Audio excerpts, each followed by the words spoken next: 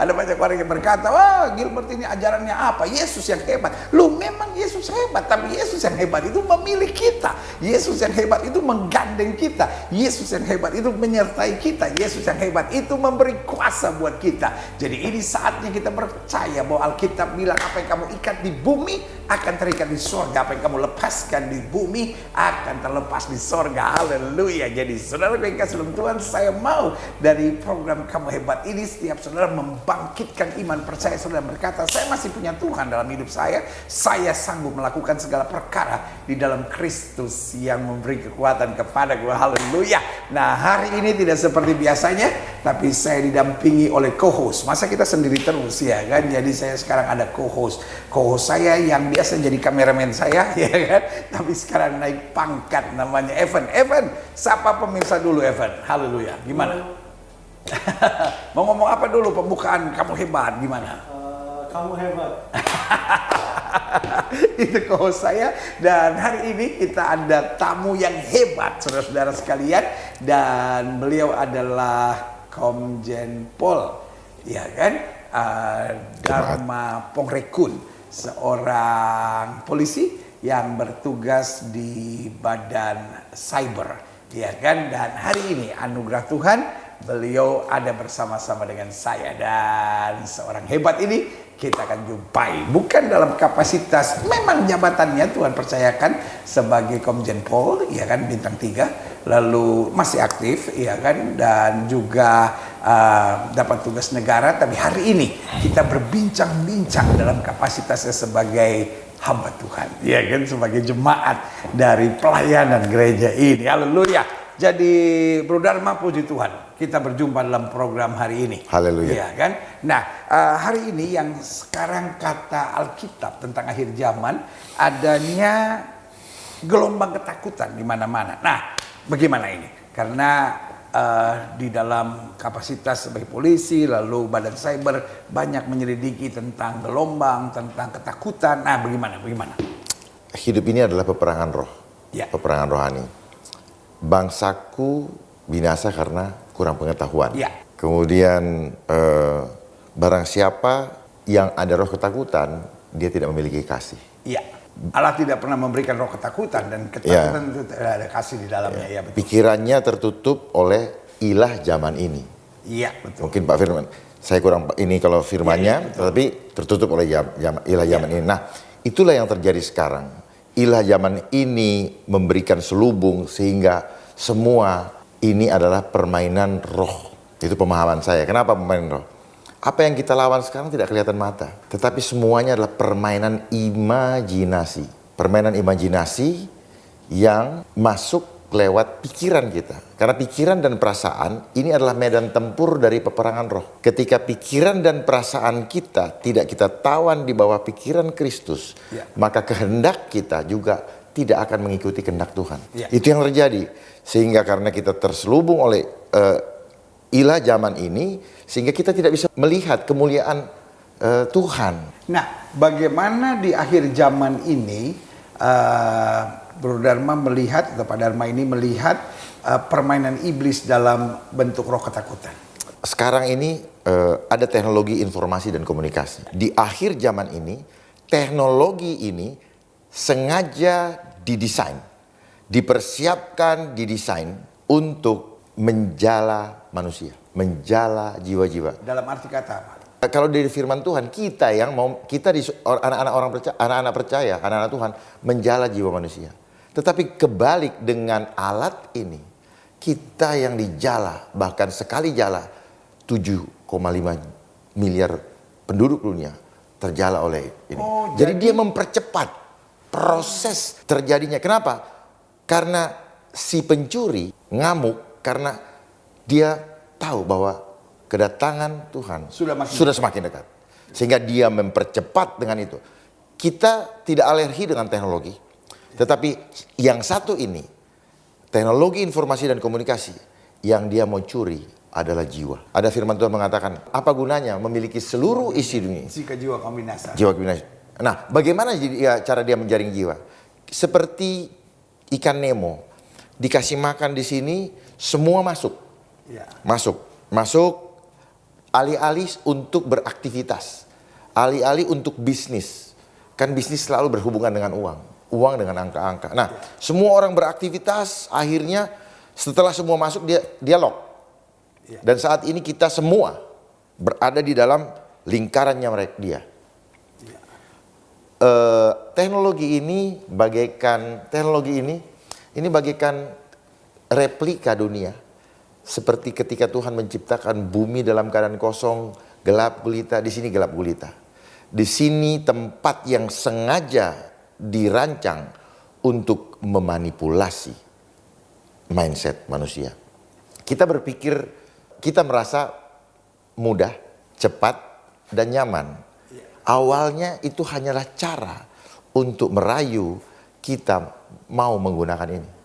Dan setelah itu dia yang memiliki atau yang mendesain teknologi ini yang mengontrol kita dengan mudah, cepat, dan nyaman.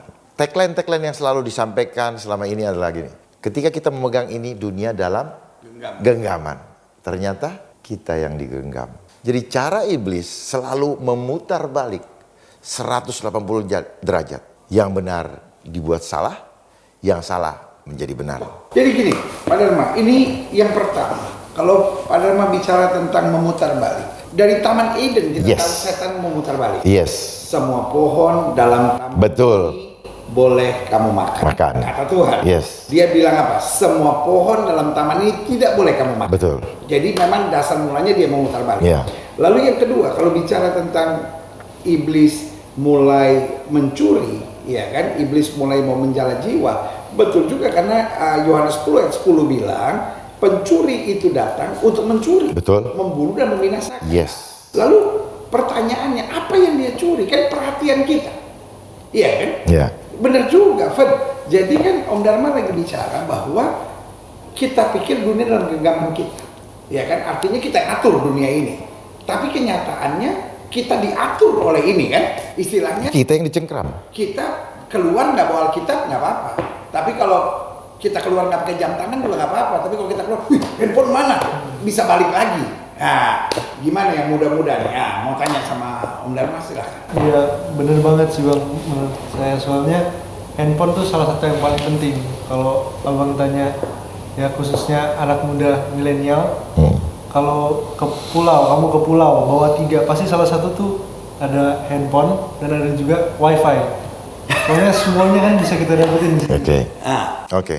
Nah, kalau Hawa saja dan Adam cuman 2 bertemu langsung, mendengar langsung dari Tuhan, bisa kena tipu daya, termanipulasi, ya.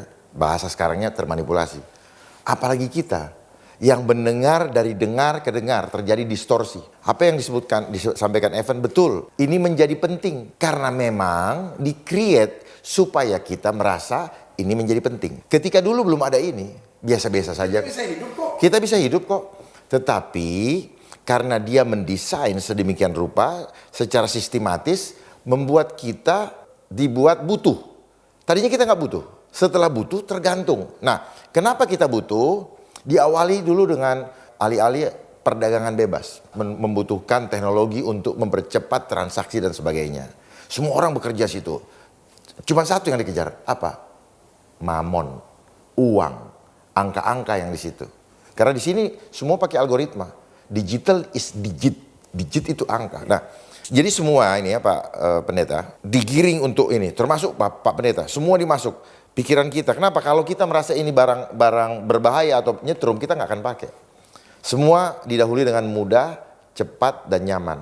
Oh, jadi ini yang Alkitab bilang iblis menyamar sebagai malaikat terang. Oh yes, harus dong. Nah, setelah dikunci begini, kita udah nggak bisa keluar, tetapi kita dibiar asik. Jadi iblis ini gini, masuk, kerja, ya mainkan dulu, mainkan. Setelah, nah akhirnya apa? Sekarang kita baru merasakan, loh data saya hilang, loh ini saya hilang. Lah udah di capture, udah di ini semua. Dia tinggal nyedot kok. Dia tinggal nyedot. Yang untung siapa? Dia. Tujuannya untuk apa? Untuk mengendalikan kita. Jadi dia dapat uang dan dia dapat jiwa. Sekali dayung 2-3 pulau terlampaui. Apa yang dia dapat? Bisnis data dia dapat. Karena siapa yang menguasai data, dia menguasai dunia. Siapa yang menguasai informasi, dia bakal menang perang. Nah, Nah, ya terus kemudian di ruang internet ini mata kita tidak bisa melihat bagaimana hitungan angkanya untuk narik pulsa dari kita. Bapak kirim selamat pagi ke saya, Bapak di charge, saya di charge. Berapa charge-nya Bapak nggak tahu. Terus kemudian ketika Bapak beli paket pulsa, Bapak juga nggak tahu apakah paket pulsa ini sama dengan angka yang kita bayar. Dan bahkan kita dikasih yang tidak kita perlukan pun dimasukkan di paket itu. Jadi aplikasi yang ada di sini pun banyak manipulasi. Misalnya kalau Pak Gilbert masih muda, mungkin Pak Gilbert beli yang aplikasi yang bikin perut jadi six pack. Itu kan cara mendidik jiwa, memanipulasi, tetapi tidak merasa berdosa. Karena apa? Sekarang apa face app. Ya, dan sebagainya. Tidak merasa berdosa karena apa? Bukan saya. Aplikasi kok. Udah itu dikirim ke orang yang termanipulasi. Padahal kita juga yang melakukan manipulasi itu. Jadi didikan-didikan ini ada semua di sini. Ini semua Filipi 4 ayat 8. Tidak ada yang mulia, tidak ada yang sedap didengar. Nah, kalaupun sedap didengar, itu hanya misalnya YouTube. Kenapa kita tidak mau lepas? Pengen dengar lagu ada, pengen cari kamus ada, pengen foto ada. Jadi dibikin ini menjadi sentral aktivitas kehidupan kita. Seluruh dunia. Nah, apa yang terjadi sekarang? Orang begitu takut dengan segala sesuatu yang dia tidak mengerti apa yang ditakutin. Sebenarnya ini adalah peperangan rohani. Hanya permainan perang pikiran, Pak. Ya, paling sulit adalah mengalahkan diri sendiri, yaitu. Gitu. Iya. Nah, hari-hari ini mungkin manusia banyak berurusan sama COVID, dan ini berita yang ada di mana-mana. Ya. Tadi kan Pak Dharma sudah bicara tentang manipulasi, lalu fear gitu. Karena kita kan bilang Allah tidak pernah memberikan roh yang menahan ketakutan. Berarti ketakutan menurut firman Tuhan itu adalah roh. Nah, sementara yang tadi juga kita banyak bahas, roh ini menggiring pikiran. Dan menggiringnya tadi dijelaskan bahwa dengan hal-hal yang kelihatannya baik, tetapi tekanannya ujung-ujungnya mendatangkan ketakutan. Nah, bagaimana hubungan dengan apa yang terjadi hari-hari ini? Gini Pak, ketakutan bukan dari Tuhan. Bukan. Oke, setuju ya. Bukan roh yang dari Tuhan. Ya. Berarti ketakutan roh, tapi bukan dari Tuhan. Bukan dari Tuhan. Ya. Baik. Nah, si pencuri datang untuk mencuri, membunuh dan misalkan. Banyak yang mati kan? Banyak binasa. Mencuri apa yang dicuri? Damai sejahtera. Damai sejahtera dicuri karena kebodohannya, karena kurang pengetahuan, akhirnya mati sia-sia dan masuk binasa. Nah, itu yang terjadi. Kenapa sia-sia? Karena kurang pengetahuan. Pengetahuannya apa? Kalau kita banyak pikiran, asam lambung ini akan berhubungan dengan reaksi kimia di dalam tubuh. Kalau kita banyak pikiran, kita penuh dengan ketakutan, di tubuh manusia akan bergolak reaksi kimia beracun. Ya, dan selnya juga nggak akan. Ya, yang saya sebut dengan hormon kortisol.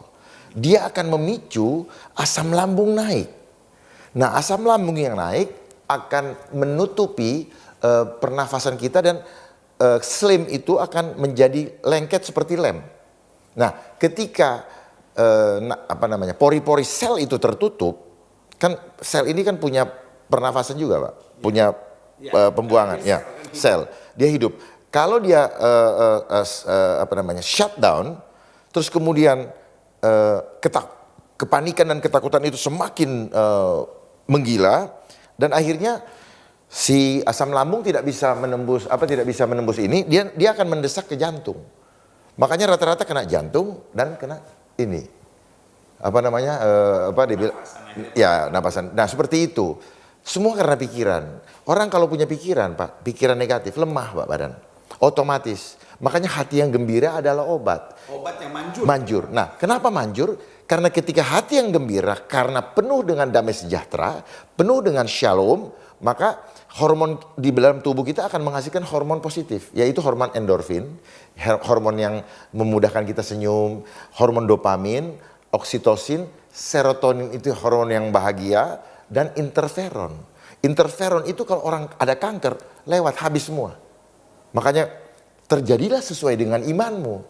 Jadi waktu Alkitab bilang hati yang gembira adalah obat, itu secara teknologi bisa dibuktikan bahwa ada hormon.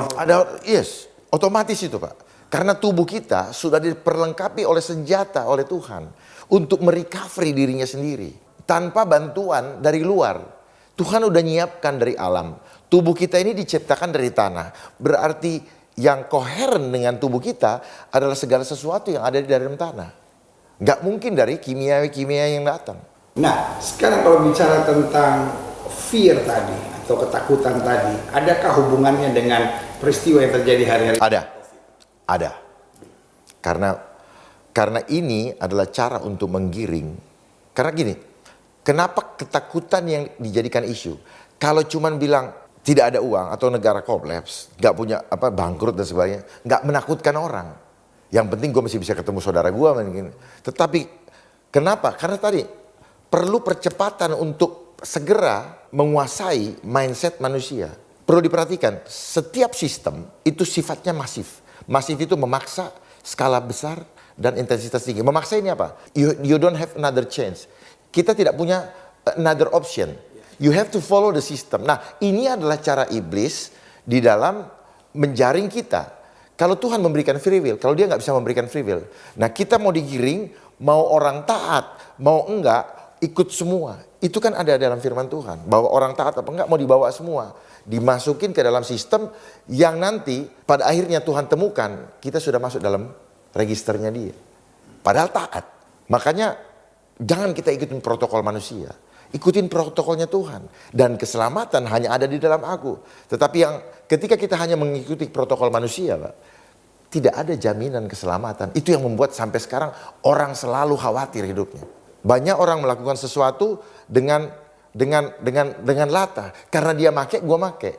Padahal walaupun dia sembunyi di lemari besi, kalau ketakutannya masih ada, nggak ada gunanya. Karena di mindsetnya Pak, begitu di sini takut, sini Coba ditaruh pikiran Kristus. Oh beda, firm.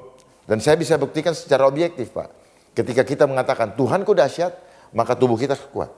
Ketika saya memikirkan kekhawatiran, tubuh kita lemah. Saya bisa buktikan. Bagaimana buktinya? Buktikan. Saya izin Pak, ini namanya muscle test. Kenceng ya, tahan ya. Nah kayak gini. Tuhanku dahsyat. Tuhanku dahsyat. Tuhanku dahsyat. Iya selesai. Aku khawatir. Aku khawatir. Tahan ya Pak Pendeta. Aku khawatir. Aku. Bener. Nah. Kuat tuh. Kalau papi kan bisa Ya. kuat tuh. Tuhanku dahsyat. Tuhanku dahsyat. Yes. Kuat. Ya. Aku khawatir. Aku khawatir. Kuat. Jadi ini yang saya bilang, sel itu cerdas Pak. Ulang. Tahan. Tuhanku dahsyat. Cukup sekali aja dalam hati juga udah jadi. Oh, gitu ya. Sekarang, aku khawatir. Coba Papa bilang gini, COVID. COVID. Aku sehat.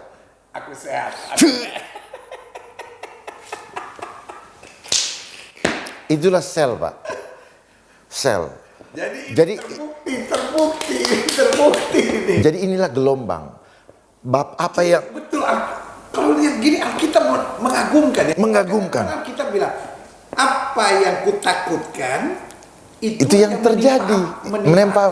Ya, Ya, kan? ya. Tetapi sesuai dengan imanku jadi padaku. Gitu. Itu tadi yang selalu begitu. Jadi gini Pak, ya. Apa saja kalau dipropagandakan kayak misalnya jualan misalnya Evans gitu. Wah, terus semua media mendukung, semua di sini mendukung, semua gitu. Jadi barang itu. Oh, Jadi ini permainan ada pepatah bahasa imajinasi. yang begini. Dari semut yang kecil bisa dijadikan gajah yang besar. Kalau orang Manado bilang tasontong sadiki tapela besar. Jadi pertanyaan itu mungkin tadi Om Dharma jawab ada. Tetapi tidak semenakutkan, ditambah-tambah ketakutan yang berasal dari banyak kegiatan yang berakibat kemudian menjadi sesuatu yang menakutkan orang dan yang menakutkan orang. Ya kan misalnya contoh, hari-hari ini semua orang harus pakai masker. Which is oke, pakai masker, pakai apa. Tetapi ketika sehari-hari pakai masker, berarti kan kita menghirup CO2. Ya, CO2 kita sendiri. yang harus kita buang. Para dokter sekarang belum ada yang ngomong tentang itu. Berapa jam kita boleh pakai masker? Iya kan? Karena kalau sehari-harian, misalnya yang kerja di kantor, tidak boleh lepas masker katanya, 8 jam. Saya pikir nggak tahu ya, mungkin nggak sehat juga ya. Karena gini, jangan rubah kodrat ilahi kita. Kodrat ilahi kita bertatap-tatapan, senyum, itu memberi berkat, memberi kekuatan. Sama seperti gini, kenapa tangan kita yang satu ini, tangan kita, ada sisi yang berbeda. Di sini, kenapa? Ketika kita berdoa begini, kita menerima aliran kekuatan energi dari surga. Makanya Pak Pendeta tumpang tangan, ini melepas energi surga. Jadi ini jangan ditutupin Pak Pendeta. Nah, inilah yang saya sebut dengan tipu muslihat. Muslihat, mestinya dilihat, karena kita ditipu, akhirnya yang harus kita lihat nggak kelihatan. Nah itu, inilah namanya manipulasi. Orang kalau termanipulasi, pengetahuannya kurang, tidak berhikmat, mudah sekali dikatakan. Karena apa? Manusia ini rentan, paling takut dia dengan kematian. Karena apa? Kita fokus hanya apa yang kelihatan. Kita orang-orang jasmania, orang-orang yang intelektual. Nah, saya mau terangkan, kenapa kita begini? Karena manusia ini dari sistem edukasi dunia, kita sudah dididik untuk selalu memahami apa? Number system. Sekolah, Pak Gilbert dapat 10, saya dapat 5, Pak Gilbert otomatis merasa lebih hebat dari saya. Juara kelas. Juara kelas. Dan itu membangun rasa, Pak. Nah, saya minder. Nah, Tuhan tidak suka kita membeda-bedakan. Tetapi dunia ini mulai membeda-bedakan itu. Nah, ya, menciptakan persaingan dan ketakutan. Ya, nah dengan teori juga segitiga piramida, bahwa hidup ini adalah persaingan sehat. Yang puncak. Mana ada persaingan sehat, Pak? Semua persaingan kalau ada hawa nafsu nggak akan jadi sehat. Akhirnya orang main sikut-sikutan, dan paling gampang adalah mencari uang dengan uang. Nah, bicara mengenai angka, Bapak perhatikan, kenapa bank menyuruh mencari kliennya untuk menabung? Bahasa Inggrisnya saving, right? Nah, kenapa saving? Kalau orang sudah save, maka dia feel safe karena sudah banyak dia punya tabungan. Nah, begitu dia punya banyak tabungan, dia mulai menjauh dari Tuhan. Dia tidak sungguh-sungguh mengandalkan Tuhan. Bapak ingat ketika Musa, Bapak ngasih pelajaran sama saya. Musa datang dikasih roti mana ketika Bapak membebaskan orang Israel dari perbudakan. Ada roti mana, tidak boleh lebih dari 1 hari. Artinya apa? Kita tidak boleh mengumpulkan harta duniawi, supaya setiap hari kita hanya mengandalkan Tuhan. Tidak. Ketika ada orang muda datang kaya kepada Yesus, dengan apakah harus lakukan supaya masuk surga? Dan Tuhan Yesus bilang, jual hartamu, ikut aku. Jadi tidak pernah ada. Nah, nanti di akhir zaman ini, yang tidak akan lama lagi, seperti keadaan sekarang sedang digiring kita untuk dipasang chip. Itu udah pasti, Pak. Di Wahyu 13 tadi. Makanya di Wahyu 13, bilangan itu, the number is, ada bilangan manusia. Makanya manusia begitu dikasih uangnya di bank, banyak angkanya, senang sekali kan. Tetapi begitu dikasih angka positif atau kematian, takutnya minta ampun. Berarti belief system kita sudah dibangun hanya dengan angka. Dari mana sejarahnya ini angka? Ketika manusia kehilangan kemuliaan Tuhan, nilainya kualitatif. Terus kemudian dia mereka-reka bagaimana mencari kemuliaan untuk di dunia lewat angka. Makanya orang berlomba-lomba mencari uang supaya dia mendapatkan kemuliaan. Disitulah rahasianya angka. Dia membuat simbol-simbol.